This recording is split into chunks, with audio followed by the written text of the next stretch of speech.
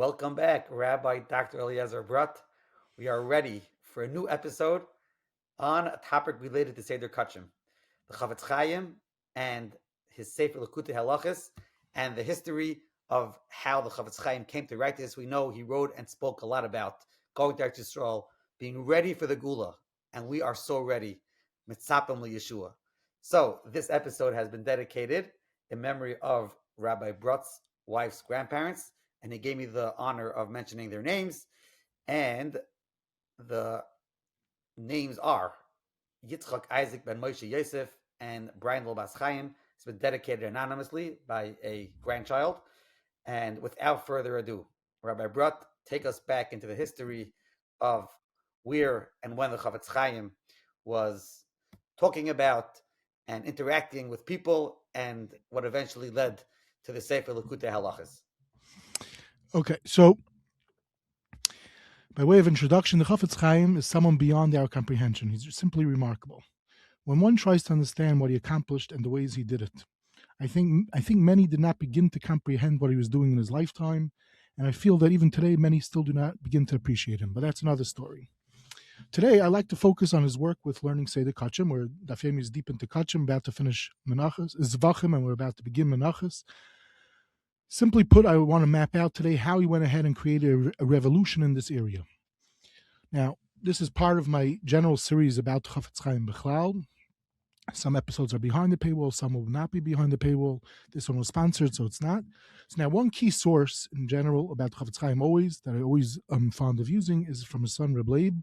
So over here, this son Reb Leib, who was born in 1861, he gives us a lot of information about the story. He was very, very involved with this project in different aspects, as we'll see. So we have something very unique. It's not common to have so much data into the backstory of the creation of a sefer and a project in general. Many gedolim, we have this seforim and whatever, and we wish we knew the backstory, why they wrote it, what motivated them, and different aspects involved with the creation of the project. Historians actually dream about this, to have such information, to understand various works. Instead, they're forced to speculate a lot of times, or try to come up with theories and stuff like that. But here, we are zeicha to have a lot of information, first-hand information. Now, most of the recent stuff written in the books on the Chafetz Chaim, they don't really add much ever since what Reb Leib wrote. Hopefully, I will add some new possibilities into the story. Now, in an interesting conversation between Reb Leib and his father, the Chafetz Chaim, he records as follows. It seems when Reb Leib was young, he was interested in doing chesed, and to do it he was an asken, so to speak. And the Chafetz Chaim was not too happy about it, and the Chafetz Chaim told him that his way of doing things was a whole different way. And this is recorded in the Dugma of in the work Dugma Misichos Avi, also written by him. And he says over there that I feel that the best way to do something for the tzibur is more about, I write svarim. I find out that there's a cause, and then I go ahead and do it, and then it becomes lamaisa. So in his lashon was,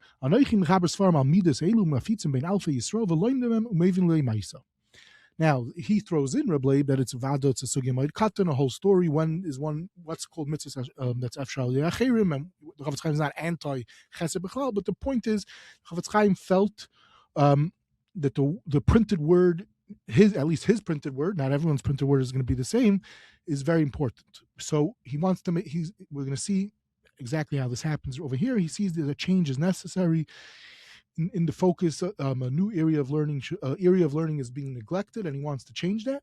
So he's going to go ahead and calculating way how he does all to change that. Now, when researching the Chafetz Chaim until he's about 65, 70, when his first wife dies, in 1903 pretty much, he's actively working on various projects of his, most notably the Mishnah Berurah, but also this project. He was not found, for example, writing tshuvas or getting involved with the various issues at the time. He did have a yeshiva, but he still managed to focus more about his projects. Shortly after, when his first wife dies, that's when you see a decline much more in his writings. Around then, a little after that, is when he finishes his Mishnah Berurah, his massive undertaking project. And then from that time period and onwards, he doesn't really devote his koiches into writing. He's already pretty old. He's not a youngster anymore. He's almost 70 years old. Now, So what happens? Why did the Chafetz Chaim even get involved with Kodshim?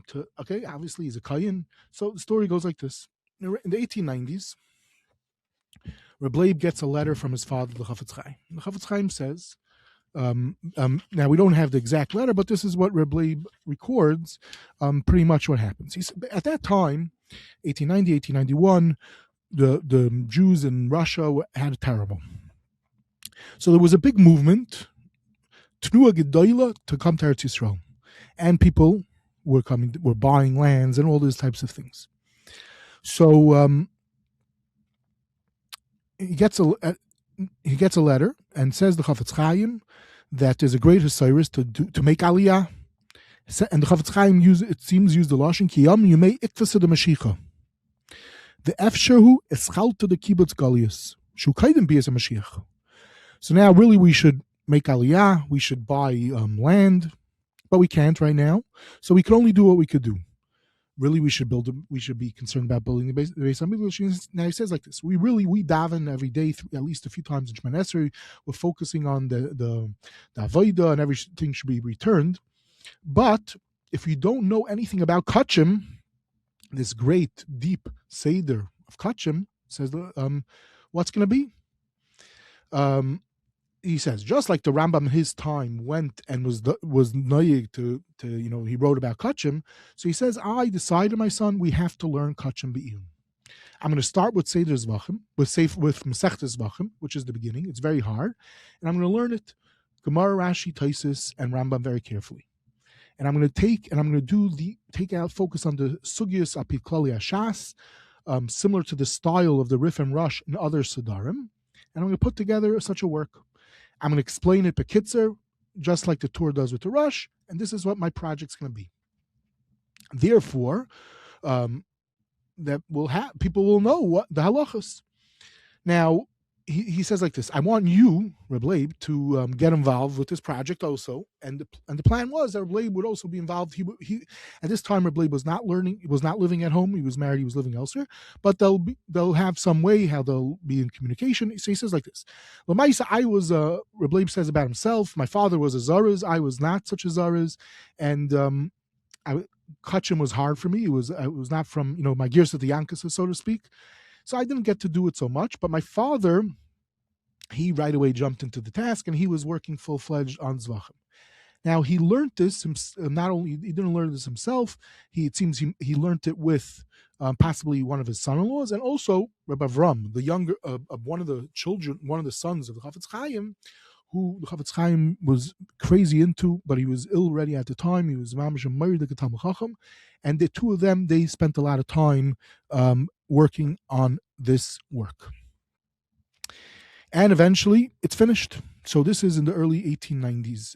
The work is finished. Now, normally the Chafetz Chaim would publish, after he finished the work, he would publish it right away. Here he doesn't. Now then, it seems there was a discussion, what should be the title of the Sefer. Reb Leib held that should be Hilchos Kodshim. His father didn't like that name because it's going to be too similar to the Rif. He felt it's problematic. So he said, we'll call it Likutei Halachos. Fine. He sends it out to a few different Gedolim, and they praise it. They give many haskamahs. We'll see the names shortly. And what happens is, he says, uncharacteristically, my father, the Chafetz Chaim, sent it to a bunch of Gedolim. He got a bunch of haskamahs. And I don't know what was the reason, but he said, Lamaisa, my father was a Chacham who reyes a noilad, and we're going to see why. Reb Leib says, I'm going to explain to you shortly it turns out my father was right in getting many haskamahs. So this is the first part of the story. So basically it's linking it to what's going on in the 1890s. It's really, that's full-fledged, the Chofetz movement before it becomes the Mizrahi movement, and there's a major inspiration to move Eretz Yisrael, and the Gzeiros in Klal Yisrael is terrible. Russia is not the place to be, and they're trying to see for the future. So Chafetz Chaim is practical. We need to know what to do when the base of English is going to come. No one's been learning Kodshim for a while. Now, fine. So this is point number one that Reb Leib writes out very clearly in the book. Now, meanwhile, the Chafetz Chaim doesn't only just focus. The Chafetz Chaim, as I said, somehow was able to be a major multitasker. So he's still continuing full-fledged in his Mishnah Berurah. He's working on his Mishnah Berurah. Okay. Now, the Chafetz Chaim was aware that when one wants to put out a sefer, and you want to make a mapecha, it's not good enough to just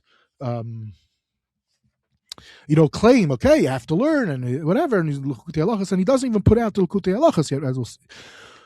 So Chafetz Chaim, what I would like to show is like this. He wanted to make sure that his mapecha is going to take off. So first, what does he do?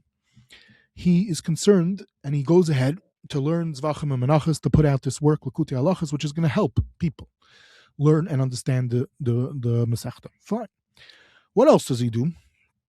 So he realizes it's not enough if he's going to have his Likutei Halachos. Bachram in yeshiva, so to speak, or Maggid shiurim or lamdanim are going to say, we don't have any meat, we don't have any material.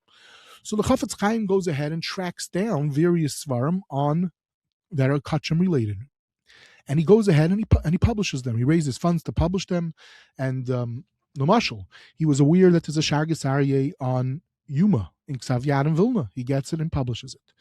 He finds out about the old works on Kodshim, which we discussed in the episode on Zvachim. So he goes and he gets those. For example, the Tzayin Kodshim was not around for a long time. The Panim Eiros. All these seforim, he goes and he publishes it, basically making it that now a bacher is not, or anyone's not going to be able to complain that we don't have the materials to learn Kodshim. So that's another nakuda that he makes sure to focus on when he's doing it. Another aspect is he has to get people to learn it. So he creates a kollel, the Kodshim kollel.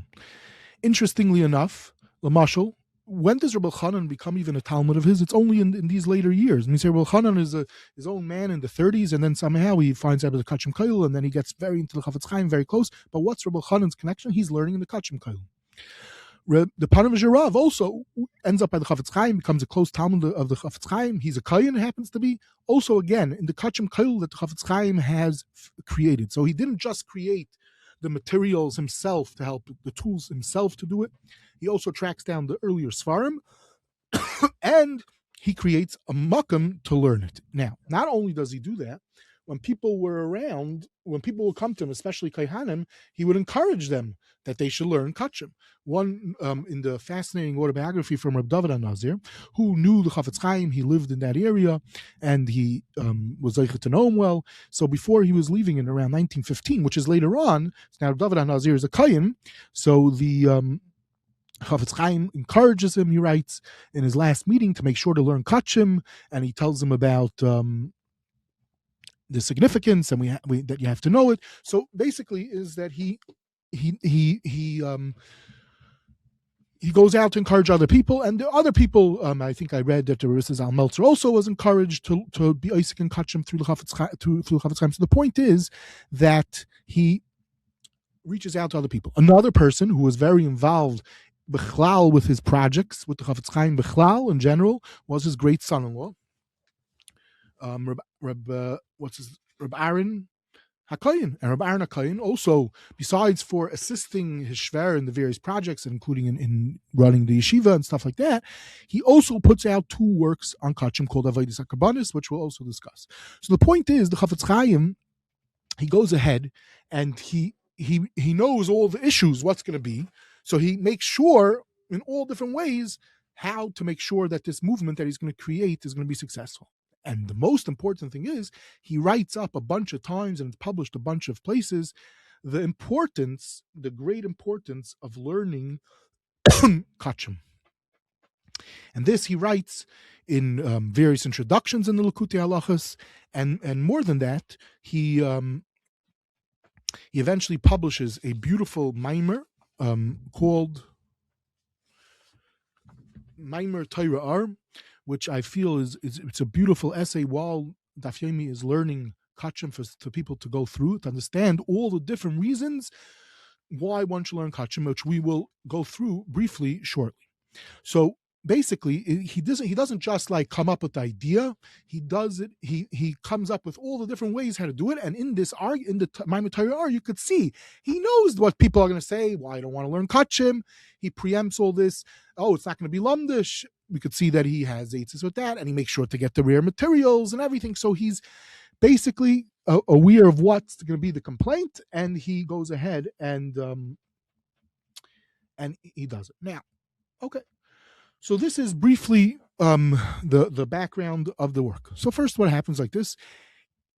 I said it already. Zvachim is published in. So first of all, it's interesting is that we've discussed in the episodes of Chaim Kanievsky that with the Mishnah Berurah, people discuss who wrote the Mishnah Berurah, and they bring from Reb Leib that the Reb Leib helped him and other people helped him. All different conversations. Who's the author of the Mishnah Berurah? We devoted a whole episode about that. By Likutei Halachos, we find something very interesting. In the Shar, it says, "Ubedibuk chaverim," that not only did I, the Chafetz Chaim, write it, but it was a dibuk b'chaverim. Now, different times, it was different people. So Zvachim, he gives major hakaras hatov to his son Rav Aharon, who's a tremendous Talmid Chacham who died tragically very young. And he has Taharah of his in Mishnah Berurah also, who he was involved with the project, and in Likutei Halachos, Zvachim, the son was involved. Now, Erechin, who did most of the work on Erechin, so there's a special page, it says Reb Leib, this Reb Leib, who according from the old time, he's the author or one of the main authors of that. So here, the point is that these volumes of Chafetz Chaim make sure to spell out across the board in Likutei Halachos, he's doing it with Dibuk Chaverim, meaning to his sons or his son-in-laws or maybe some other people also. Okay, now, when one opens up the Likutei Halachos, so he said the son says, he made sure to get a bunch of haskamahs. What does that mean? So if you open up a Mishnah Berurah, there's a few haskamahs. Here he has haskamah l'mashal, a beautiful haskamah from the Marsham, a guy from Galicia. He gets from the Pyrus Yosef. He gets a beautiful haskamah from his good friend the Aderet. He has from another good friend of his, Rabbi Yosef Zundel Hutner, author of the Chavel Yosef, and he has a few other beautiful haskamahs, and each one of them write about him very nicely. The Marsham even sends him back some ha'aris about it, and he answers back those ha'aris. But now these haskamahs appear to be gotten already in the later part of the 1890s, but the first volume is published in 1899, and it takes a very long time till he completes it because he expands the project of Likutei Halachos, not only Kodshim, but Kodshim related topics, and then topics that there's no riff, which we'll see more about soon. So the point is that everyone praises the work, that he's doing so much for Kodshim. Bechlal, some of the people mention, he's already, his works are all mufursim b'chol tfutzas Yisrael. This is going in the 1890s, and this is yet another work of his that does such a thing. Now, there's one haskamah that's a very lengthy haskamah from the Aderet. Now, the Aderet had a special relationship with Rav Kook. There's even a whole write-up that Aderet published. He didn't publish, he wrote up. I think they spent the Shabbos together and a bunch of the conversations that he had with Chofetz Chaim. Aderet was noig to write up every time he met a gadol or spoke with a gadol, he would keep notes of everything, and a lot of some of the stuff in more recent years has been published. Plenty more are waiting to be published. So Chofetz Chaim conversations and stuff like that. So they spent time together, but they were in contact and everything. And it seems Chofetz Chaim asked him for haskamah. Now, I already mentioned in the episode on Zvachim, I believe, that Aderet at a young age completed Kodshim. He was Baki in all areas of Kol Tarakula. But here, interesting, he quotes in his haskamah a piece from his son-in-law, Rav Kook. And it's published by Chafetz Chaim in the Likutei Halachos. He didn't take it out. No one took it out in later years, in the later editions of Likutei Halachos. But there's a shmua that they bring from Rav Kook's son that really Rav Kook wrote the whole haskamah. I find it hard to believe. I don't necessarily, the sources are not the greatest for this, that it's really Rav Kook wrote haskamah, not Aderet, but Rav Kook and Chafetz Chaim did have a close relationship. Part of it actually plays out because of Lima Kodshim, whereas Rav Kook also was a Kohen, and he also believed in this cause of the Chafetz Chaim to make a mapecha about Kodshim, especially for Kohanim, but even not for Kohanim, that Kodshim has to be started to be learned.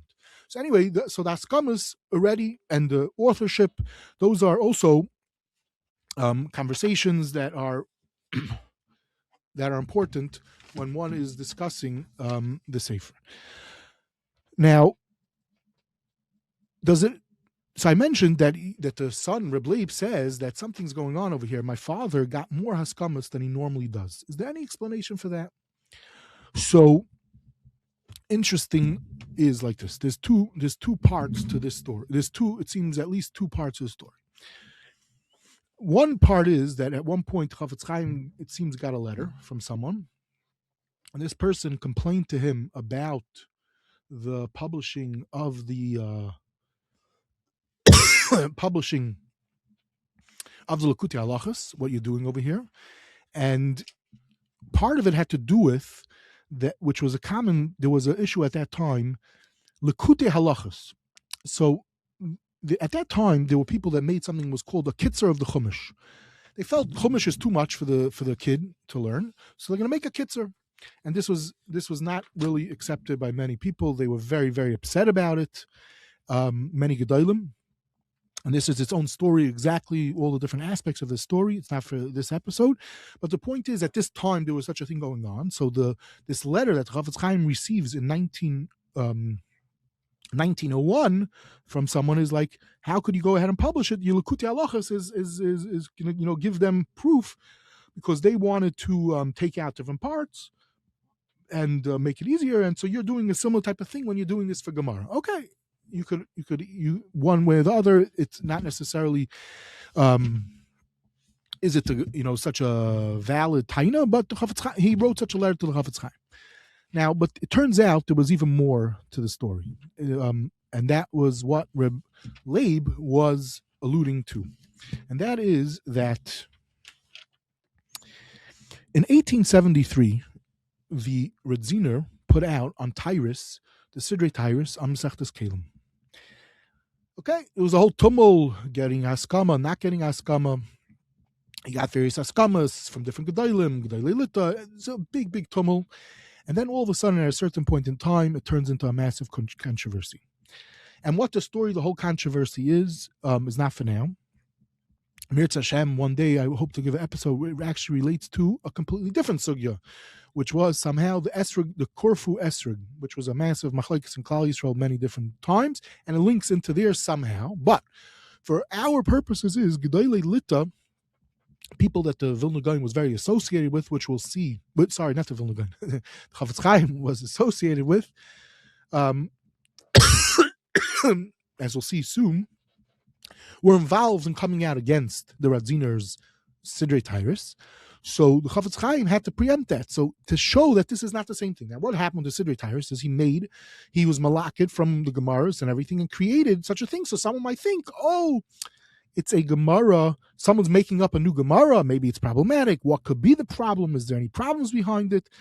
And this was a ganze deal then. So Chafetz Chaim was concerned. He knew what's going on. He knew that such a thing. He didn't want someone to say, oh, your Likutei Halachos, you're doing something similar to what the Sidrei Tyrus did for Tyrus. And if the gedolei lita came out against this, they're going to come out against you. So Chafetz Chaim waited. He didn't rush to print his sefer, and he carefully put it out, and he made sure to get a bunch of haskamot also. And part of it was possibly after he got haskamot, he wanted to hear, to see maybe that controversy died down, which it possibly did. So he also not only didn't he want to get his project, the Likutei Halachos, into problems, but he didn't want to have that his whole cause of Kodshim would get messed up. So he's very careful. That's why he didn't rush to do it, even though, let's say, probably in 1893, 1894, it sounds like at least Zvachim was ready, but he didn't rush to do it. He did it slowly. So he was a very careful person. And he also had his plate full, so to speak. He's busy working on his Mishnah Berurah, which is a massive project, and it takes a lot of his koiches, and it's not so easy funding seforim. That was also a remarkable thing that Chafetz Chaim was able to pull off, that he was able to get all these seforim out in his lifetime. Fine.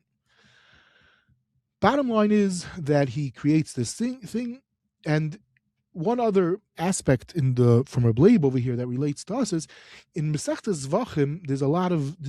Not only does the Chafetz Chaim have on the side Rashi, Tosfos, Rambam, there's a lot of Taharah there. So Reb Leib asked him, what's pshat? Why did you have more of arichos? Because if you look in some of the later volumes of Likutei Halachos, it doesn't have so much. He said also because I wanted to get people into it. So I had to show them that to get the Bali Taharah, the Lamdin, so to speak, to see that there's what to do over here. So I had to put in stuff because the Chafetz Chaim had a shita, which I mentioned in a different episode, not all his Torah that he came up with did he feel that needs to be published. So the Bir Halacha is not all the Torah when he learned to sugyas for 28 years with his son and his other chavrusas. They came up with tons of stuff. If you look at the Mishnah Berurah, it's based on a crazy amount of material. So the answer is that even by Zvachim, he also had plenty what to say there, but he didn't want to add, he's not putting in everything, but he wanted to make it that it should, at least that the Lamdonim, so to speak, shouldn't say, Shvachim Masechta, there's nothing to say. So therefore, he goes ahead and puts in his Kaiches into it and works. And he puts in more Torah in Zvachim. This is what he tells Rebbe. Okay.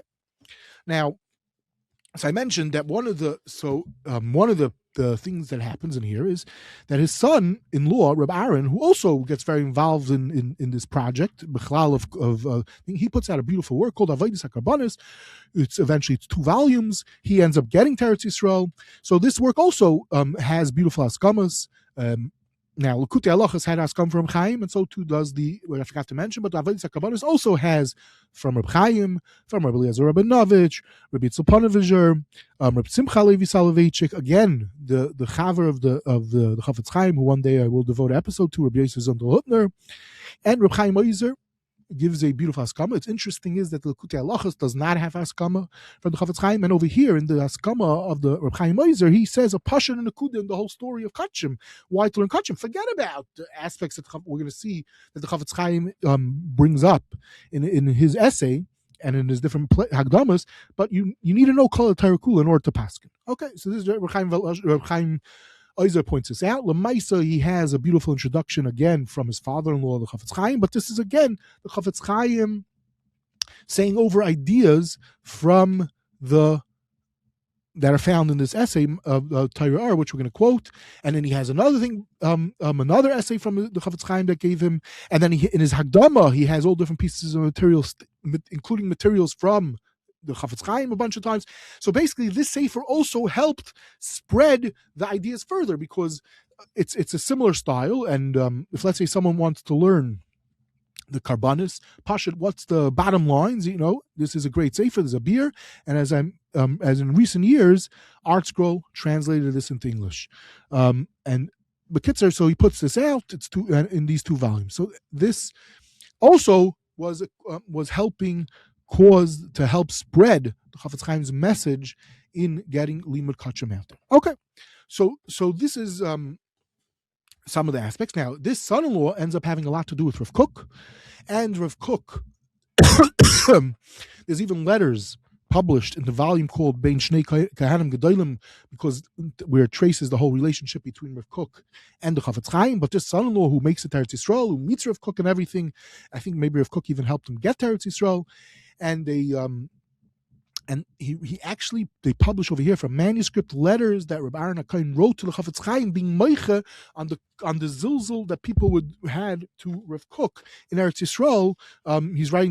He's reporting to his shver about it. Okay, so those are interesting historical documents that are found in the Sefer Ben Shnei Kainim Gedolim. Okay, so far, so here's part of the story of the Chafetz Chaim. And anticipating opposition, all the different ways how he goes about doing it. Now, one other nekuda is the Chafetz Chaim also sold his seforim. He was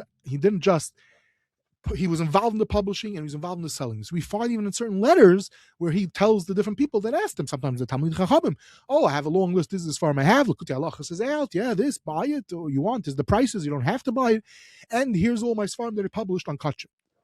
So we have even some of these letters that are published showing. So basically is when he's coming up with a campaign, today we have the internet, so you have to get the word out. There's different ways. You have to make sure you get the right influencer or pay for advertising. Here, the Chafetz Chaim, it's clear he was trying in every possible way to get the word out on the importance of learning Kodshim. As a matter of fact, there's even an article, advertisement I came across from his son-in-law in the newspapers taking out that, a Nacha volume came out from the Likutei Halachos in 1912. One of the son-in-laws of Chafetz Chaim puts this out in the newspapers. And you should buy the Taharah Kaihanim that the Chafetz Chaim put out, because that's also very important for Kodshim, and it has a beer from my shver, which is also a very good beer, which was another thing that the Chafetz Chaim made sure to get, and he found that his manuscripts of the Gra, so he went and he made sure to publish that too. So here we have the Chafetz Chaim in all different aspects. Okay, so now basically we have just four more small parts. Part number one is Rav Kook. So 1930, I said already, they have a relationship. So 1935, shortly after Chafetz Chaim's nifter, before Rav Kook is nifter, he publishes an essay about Chafetz Chaim, how amazing he is. And point is, you can see from this essay also, I think that they still didn't fully grasp what this person did for Yiddishkeit at that time. Today, you say that, what, the Baal Mishnah Berurah? But it's pretty much true.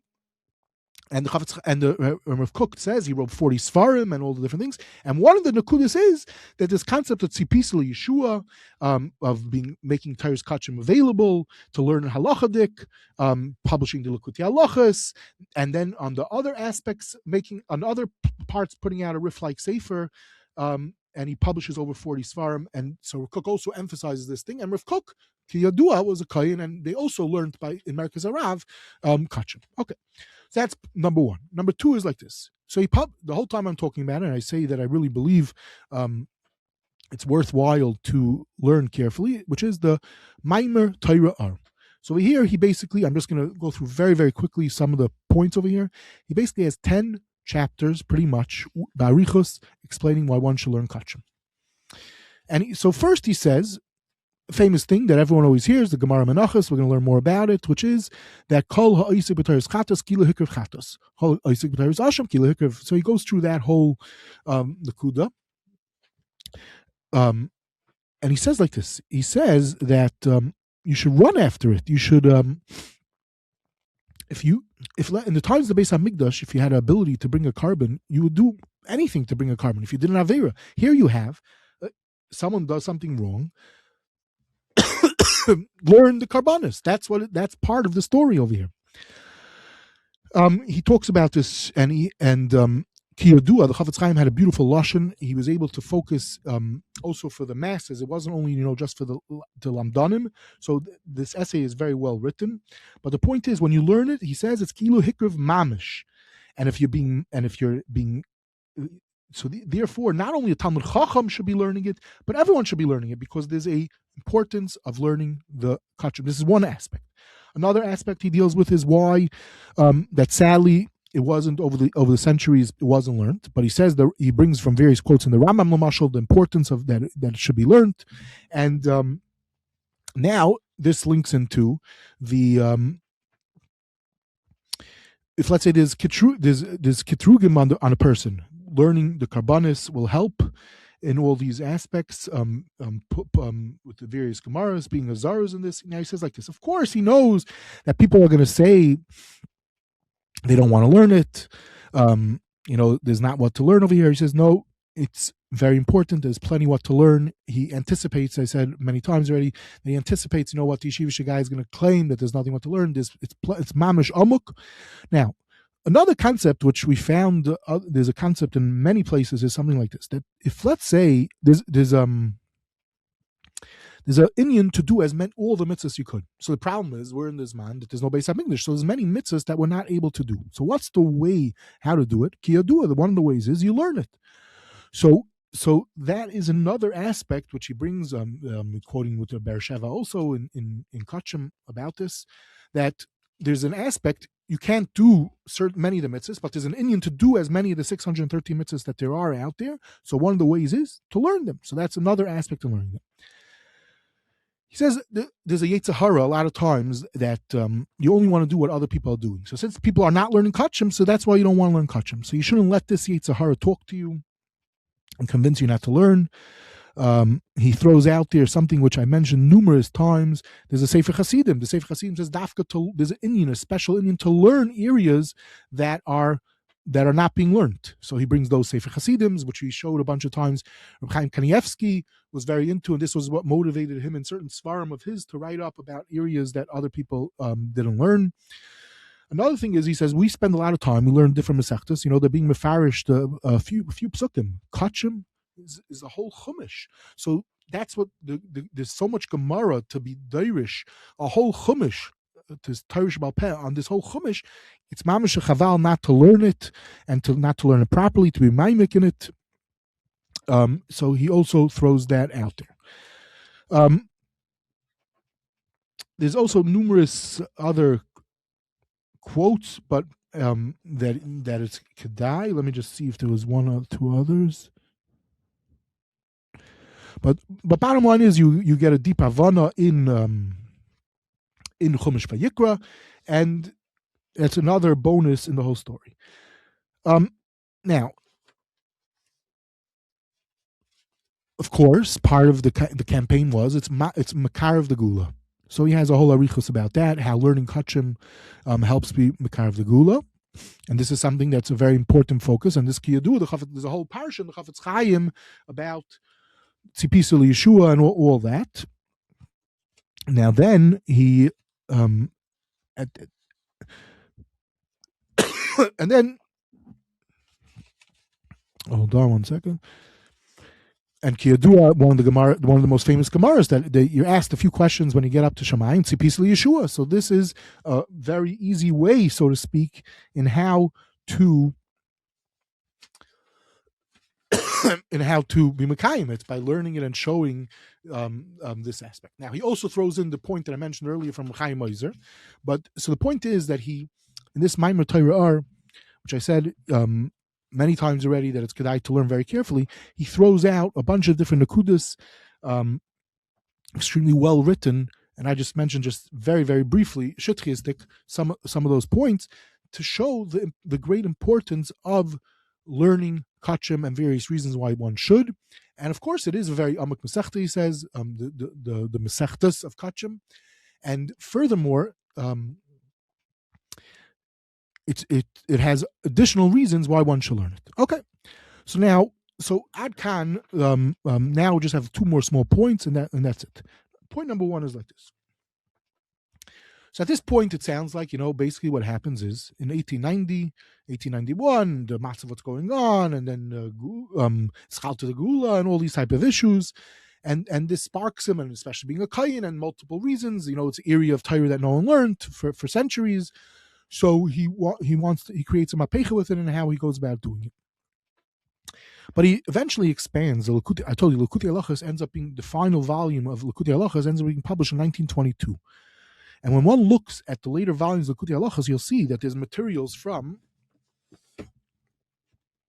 Shavuos, Makkos, Hairius, Shabbos, Sukkah, Rosh Hashanah, Chagig Pesachim. Now, not all of it is Kodshim related. A lot of it is Kodshim related. What happens is, as I said, the Chafetz Chaim was an ish that he was focused on, and he had his pulse on everyone, not only the Lamdanim, but everyone.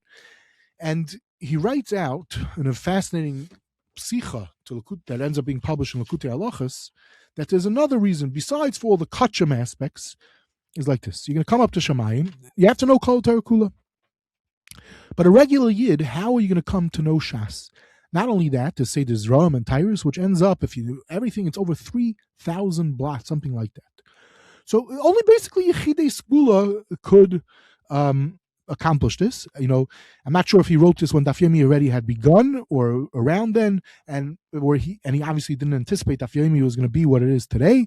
But the point is there any eitzas? So Chofetz Chaim said, yeah, there's an eitzah. And that is, how did the masses learn?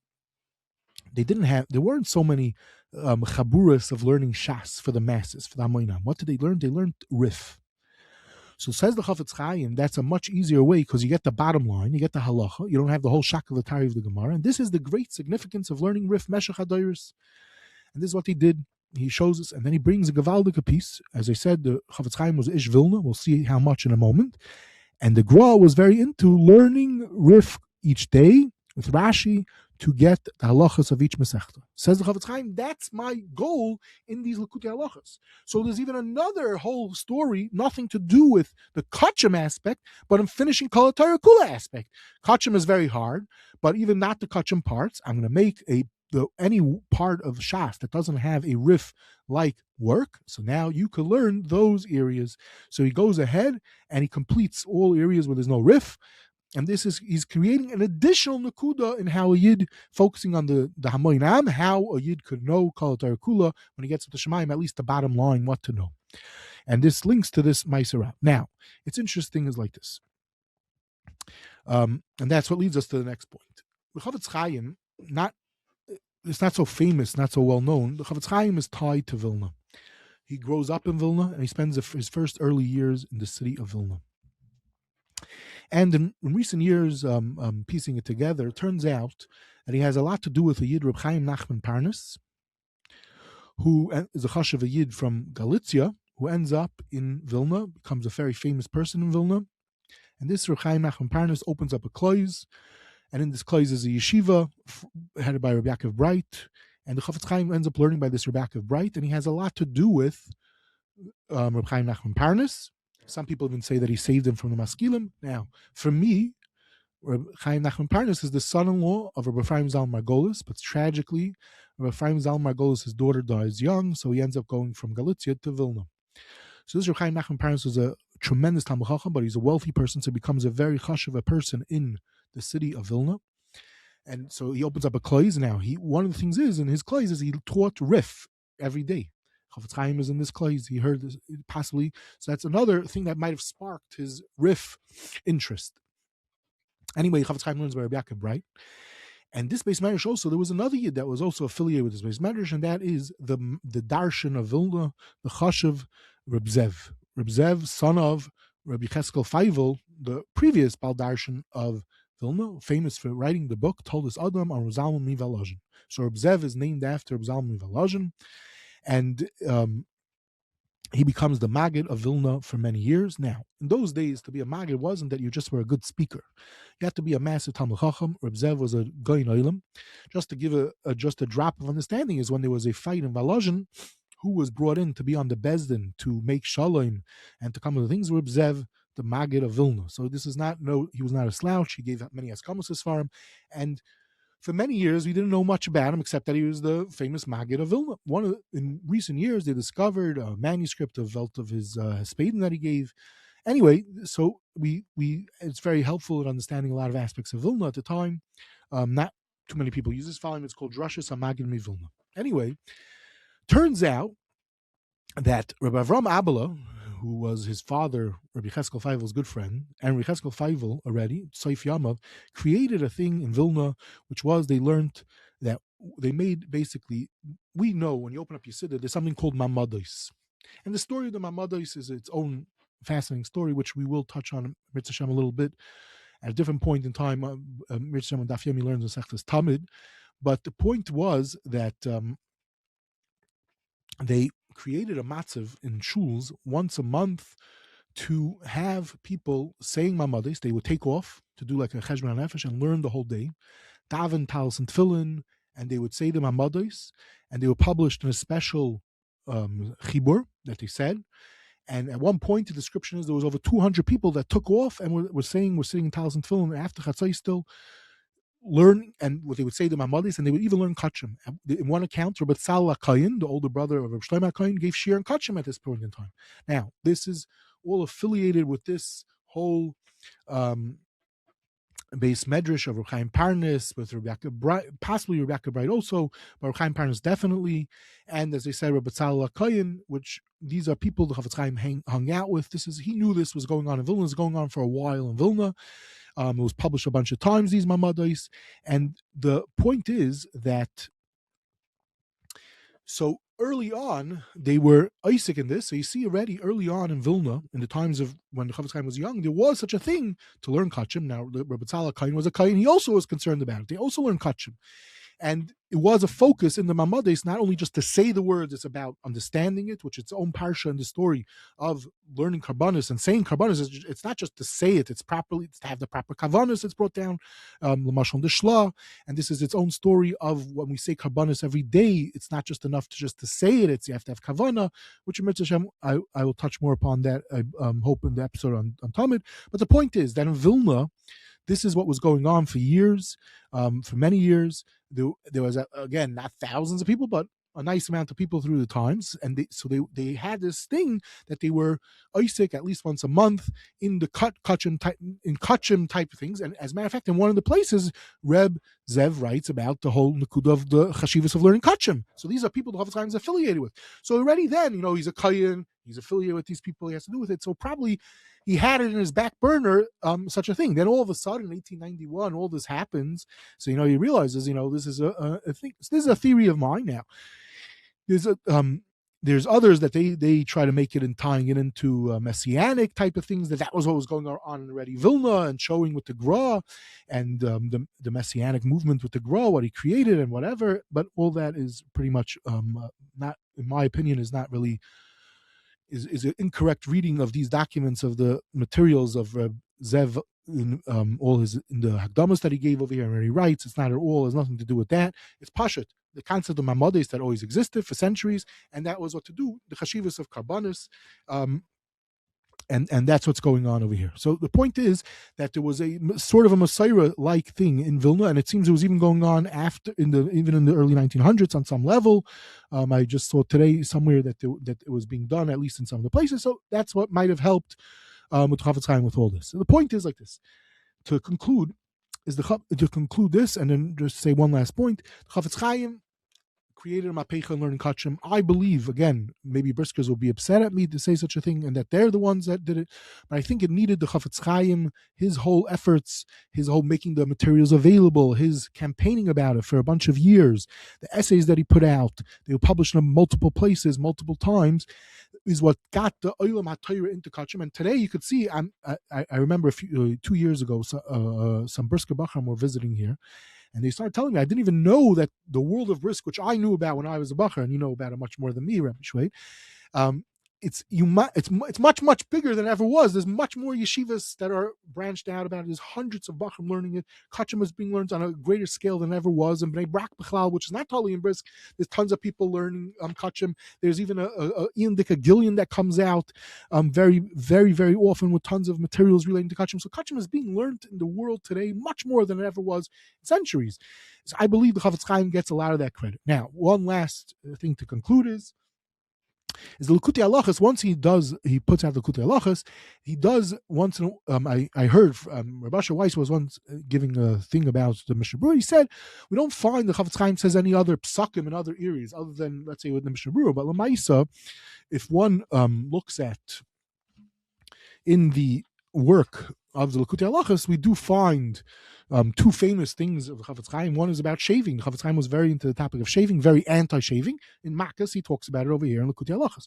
Another famous psak of the Chafetz Chaim, which is its own shir, is about the heter for when women could learn.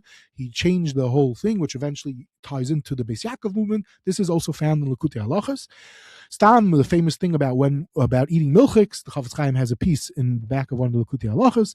And just to conclude, in Krisos, the Chafetz Chaim, in the beginning of Krisos, he says about learning the Masechta. So he brings down to the Yisrael that if someone feels that they should learn, they should stay up if they did something that they think is a karas. And then he brings down like this: you should learn these sugyas. Let's say in a Yom Tovim time, Yom Neram time, Shavim time. He basically quotes the Yisrael Shavayda that there's an Indian to learn. So it's an extra bonus when you learn the Masechta of Krisos besides everything else. Just to conclude, I tied that Chafetz Chaim is to Vilna and all these different aspects. So if you open up Bir Halacha, Siman Aleph Sif Hey, he says, "Ukfar nitbis b'yameinu sefer avodah tama shemavur b'kol inyanon amir karbanos b'chol prateim v'tikun kam min Rambam and v'chulu v'chulu." What's that work? That work is the work published in Vilna in the 1830s that I'm referring to, which was part of the Mamados movement to say the materials of the Mamados. So, B'kitzur, this is some of the story behind the Chafetz Chaim and his Mapecha and Kodshim, his Likutei Halachos, etc., etc. Thank you very much. Wow, fascinating. Okay, very, very appropriate for Seder Kodshim that we're learning, appropriate for anybody, whether they're learning Seder Kodshim or not. Thank you, and it should be an Ilu Neshama for your wife's grandparents, and Yasher Keach again for the anonymous sponsor, and looking forward to upcoming episodes.